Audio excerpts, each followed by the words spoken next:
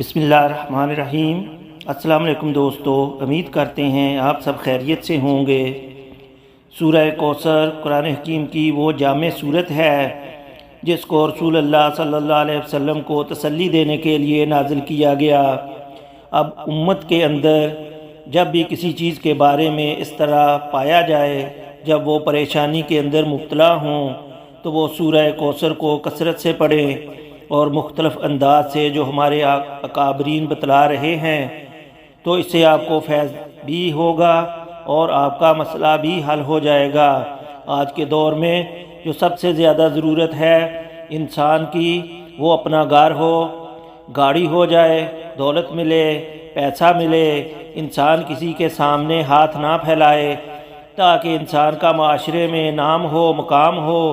تو اللہ رب العزت اسے دنیا میں بھی چاہتے ہیں، دینا بھی چاہتے ہیں۔ اللہ بھی چاہتا ہے کہ میرا بندہ صاحب حیثیت بنے۔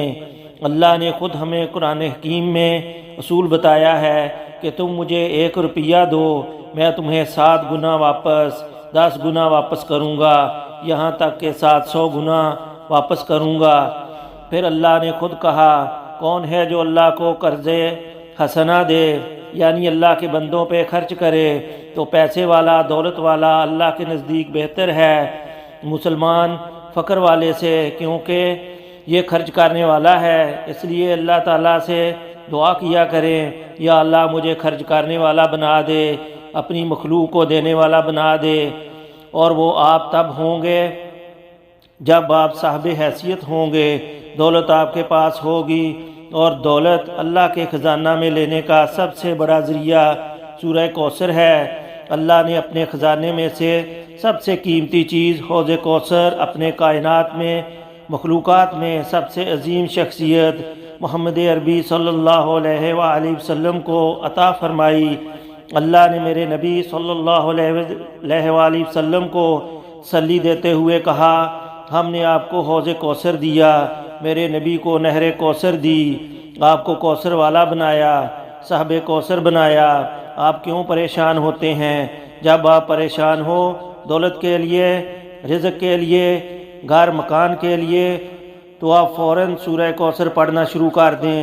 اللہ آپ کے دل کو بھی تسلی دے گا اور آپ کو نعمت بھی عطا کرے گا۔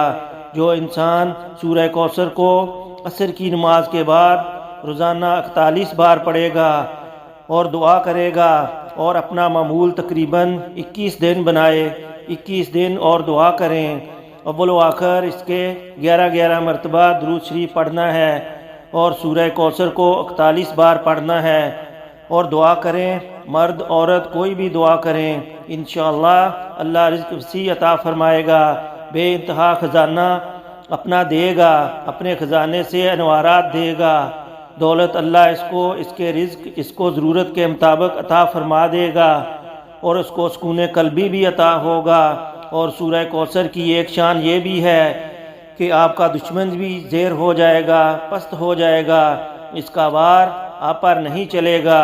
آپ کے رزق دولت کے راستے میں جو حاسدین ہیں، جو نظر لگانے والے ہیں، جادو کرنے والے ہیں، بندشیں کرنے والے ہیں، جو آپ کو راستے میں روڑے اٹکانے والے ہیں، وہ سارے کے سارے زیر ہو جائیں گے۔ اللہ تعالی ہم سب کو اپنے حفظ و ایمان میں رکھے اور عمل کی توفیق دے، آمین۔ الحمدللہ رب العالمین۔